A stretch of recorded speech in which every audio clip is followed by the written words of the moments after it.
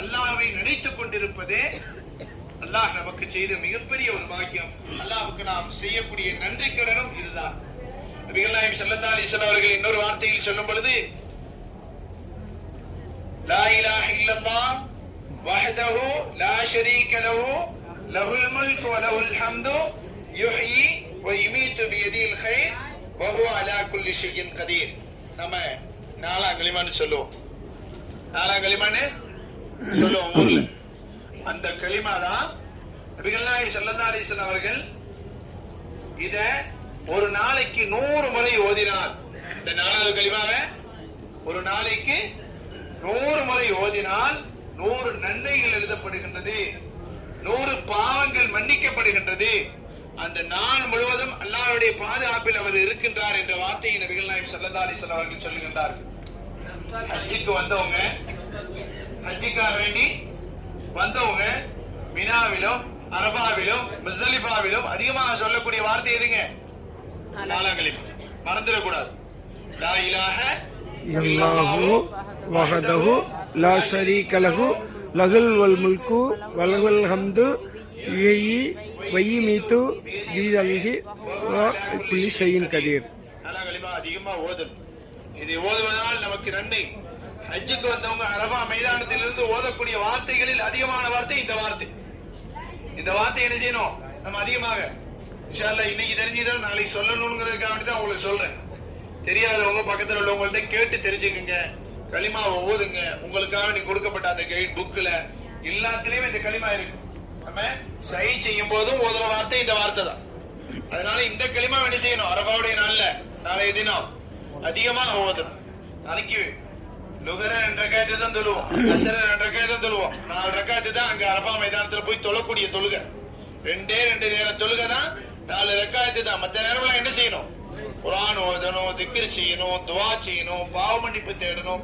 அல்லாஹ்விடத்திலே மன்றாடுவதற்கென்றே உருவாக்கப்பட்ட ஒரு நாளை நாம் எதிர்நோக்கி கொண்டிருக்கின்றோம். அதனால நம்ம அதுக்கான தயாரிப்போட முன் தயாரிப்புல எப்படி நம்ம ரெடியா இருக்கணும் அப்படின்ற விஷயத்தெல்லாம் தெரிஞ்சுக்கிறதுக்கு அந்த நோக்கத்துல தான் நம்ம இப்ப இங்க ஒன்று கூடி இருக்கு. இங்க வர்றது என்னமோ சுன்னத்து தான். ஆனாலும் நபிகள் நாயகம் ஸல்லல்லாஹு அலைஹி வஸல்லம் அவர்கள் செய்த அந்த உயர்தரமான அந்த தங்குதலை நாம் செய்யறதுக்கு தான் இங்க வந்திருக்கோம். வந்து சிரமப்படுறோம், கஷ்டப்படுறோம், எல்லாத்தையும் எதுக்காக வேண்டி நம்ம சகிச்சுக்கிறோம்? எதுக்காக சகிச்சுக்கிறோம்? அல்லாஹ்வுக்காக சகிக்கின்றோம்.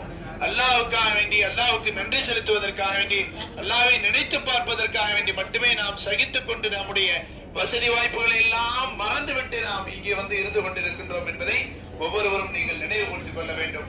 அதிகமாக சொல்ல வேண்டிய வார்த்தை எதுங்க? நாலாம் கலிமா லா இலாஹ இல்லல்லாஹு வஹ்தஹு லா ஷரீக லஹு லஹுல் முல்கு வ லஹுல் ஹம்து யுஹ்யி வ யுமீது பியதில் கைர் வ ஹுவ அலா குல்லி ஷைஇன் கதீர். இது அரபா மைதானத்திலே சரி, இங்கேயும் சரி, எப்பவுமே செய்யணும், அதிகமா ஓதிக்கிட்டே இருக்கு.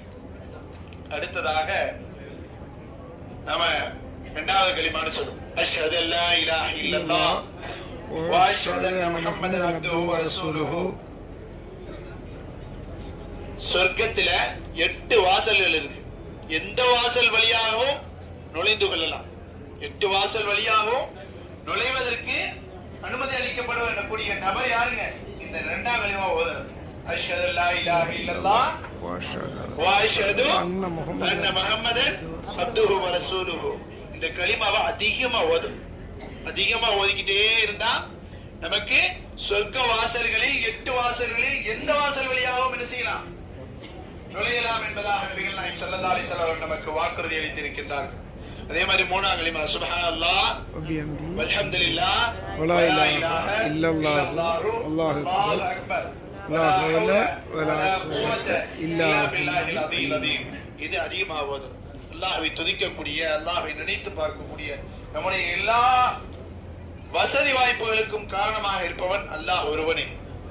அவனுடைய நினைப்பன்றி, அவனுடைய நாட்டமின்றி நமக்கு எதுவும் நடக்காது என்பதை அதிகம் நினைத்து நினைத்து பார்த்து அல்லாஹ்வை தூய்மைப்படுத்தக்கூடிய வார்த்தைகள் அவை.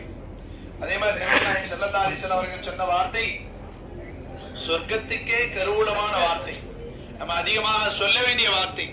லா ஹவுல வலா குவத்த இல்லா பில்லாஹில் அலீல் அதீம்.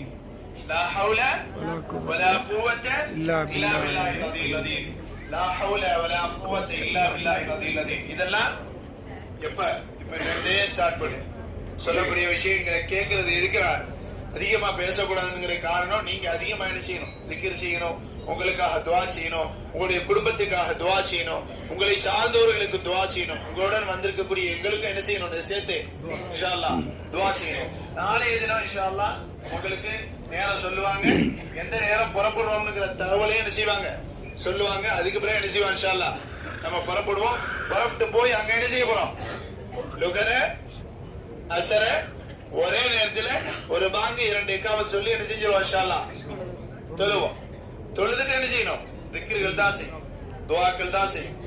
மாலை 5-6 மணி வரைக்கும் திக்ர் செஞ்சுக்கிட்டு இருக்கணும், குர்ஆன் ஓதணும், தஸ்பீஹ் ஓதணும். தூங்குற வேலை வச்சுக்க வேணாம். நாளைக்கு மத்தியானம் மட்டும், நாளைக்கு மத்தியானம் லுஹர்ல இருந்து மகரிப் வரைக்கும் என்ன செய்யணும், உங்களுடைய நாட்களில் மிக முக்கியமான நாள் என்பதை நீங்கள் மறந்துவிட வேண்டாம். நபிகள் நாயகம் ஸல்லல்லாஹு அலைஹி வஸல்லம் அவர்கள் நமக்கு வலியுறுத்திய ஒரு நாள், நம்முடைய பாவ மன்னிப்பிற்கு காரணமாக இருக்கக்கூடிய ஒரு நாள், ஹஜ்ஜினுடைய அனைத்து சிறப்புகளையும் உள்ளடக்கிய ஒரு நாள் நாளைய தினம், அரஃபாவுடைய தினம். அல்லாஹ் தஆலா பாவ மன்னிப்பை வழங்கி அன்று பிறந்த பாலகன்களை போன்று ஆக்கக்கூடிய ஒரு மிக முக்கியமான ஒரு நாள். அல்லாஹ் தஆலா நம்முடைய பாவங்களை மன்னித்தருள் புரிவானாக. ஆமீன். அன்று பிறந்த பாலகன்களை போன்று ஏற்றுக்கொள்ளப்பட்ட ஹஜ்ஜுடைய அமல்களை செய்த நல்லடியார்களின் கூட்டத்தில் அல்லாஹ் தஆலா நம்மை ஆக்கி அருள் புரிவானாக. அதற்கான உடல் ஆரோக்கியத்தை அல்லாஹ் தஆலா தந்தருள் புரிவானாக. அதற்கான உடல் ஆரோக்கியத்துடன் ஆர்வத்தையும் அல்லாஹ் தஆலா ஏற்படுத்தி கொடுப்பானாக. நன்மைக்காக ஒன்று சேர்ந்த ஒரு கூட்டமாக இருக்கக்கூடிய நாம் இன்ஷா அல்லாஹ் நாளை கியாமத் நாளிலே அல்லாஹ்வுடைய அரிசின் நிழலை பெறக்கூடிய, அல்லாஹ்வுக்காக வேண்டியே ஒன்று சேர்ந்து அல்லாஹ்வுக்காக வேண்டியே பிரியக்கூடிய மிக முக்கியமான நபர்களை அல்லாஹ் தஆலா நேரே கியாமத் நாளிலே அரிசின் நிழலை கொடுக்கக்கூடிய அந்த தகுதியை பெறுவதற்கு அல்லாஹ் தஆலா நமக்கு தௌஃபீக் செய்வானாக. ஆமீன். அல்லாஹ்வுடைய மக்ஃபிரத் என்ற உயர்ந்த